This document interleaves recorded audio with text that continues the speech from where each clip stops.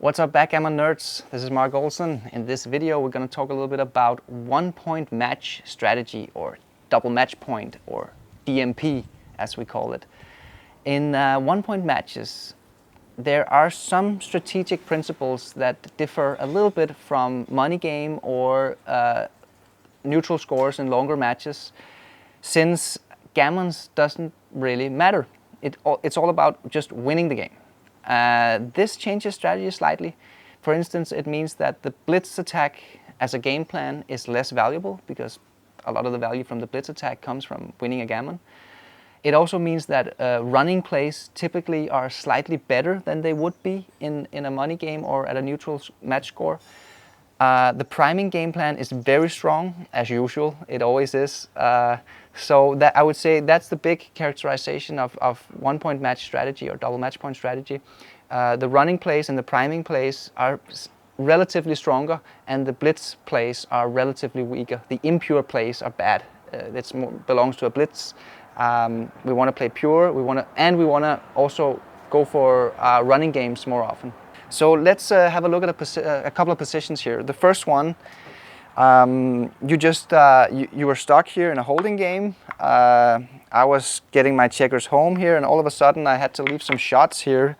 So now's your chance to hit, and you rolled a 5-4. So it would have been easier had you just rolled an ace or a deuce, because you would have just hit here. So now you actually have a tough decision, because the only way to hit is to come off your anger, which would be this play.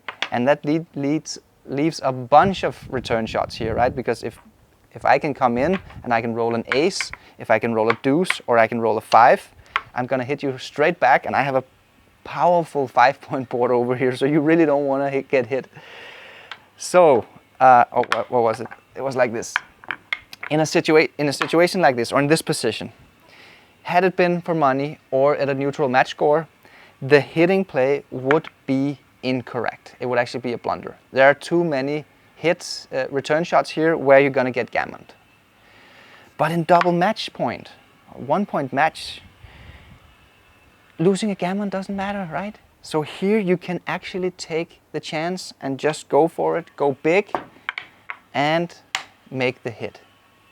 Even if you get hit back, the game is not over yet, because you could get lucky and roll a quick 4 and then you re-anger. But that's generally the idea in a double match point strategy. You want to be aggressive with these big hits, and you're not as scared of losing a gammon. There's actually a very good old rule of thumb. I don't remember where I heard it, but I found it to be quite true. When you are in doubt in a double match point, play the move that loses more gammon. That's quite remarkable how often that seems to find the best play when you follow this rule. Let's have a look at the next position here. So now we have the cube in the middle, unlike before where the cube was in play. The cube is still in the middle here. If we're playing a match, let's say we're comparing plays here. We're comparing the double match point strategy versus the neutral score strategy. So the cube would be in the middle in the neutral score, and of course in double match point the cube is not in play. So here you have a 6-4 to play. Had the score been neutral and we were playing with the doubling cube and gammons, the best play here with the 6-4 would be to go for the blitz attack and put green on the bar, make an inner board point. It's also pretty good for a priming game plan, so this would be the best play. You can hit and make an inner point. It's usually always the best thing to do. However, if we're playing a double match point, this is not the best play here, because now you have a very strong running play alternative, which is simply just to come out here and make the 18 point. And look at this position, how well positioned you are here to just win the game. You don't need the gammons, they don't matter. So actually in double match point, this is the better play. Just go for a slow running game plan. Don't need to go for the aggressive blitz attack. Let's have a look at position number 3 here. So we're playing a late game. I have one man back. I am ahead 29 pips here, so you gotta do everything you can to not let me escape out into a winning race. So you rolled a 5-1, and basically you have 2 plays here. You can play the quiet one, the prime move, which is this one that makes a nice little 4 prime, but it comes with a great risk. The risk is, of course, I roll a 5 or 6 and jump out into a winning race. And the other play is the super aggressive loose hit. Hit loose with the ace and play the 5 down to minimize the shots. This leaves 14 shots from the bar to hit that checker. But the other player left 20 shots to jump out of your 4 prime.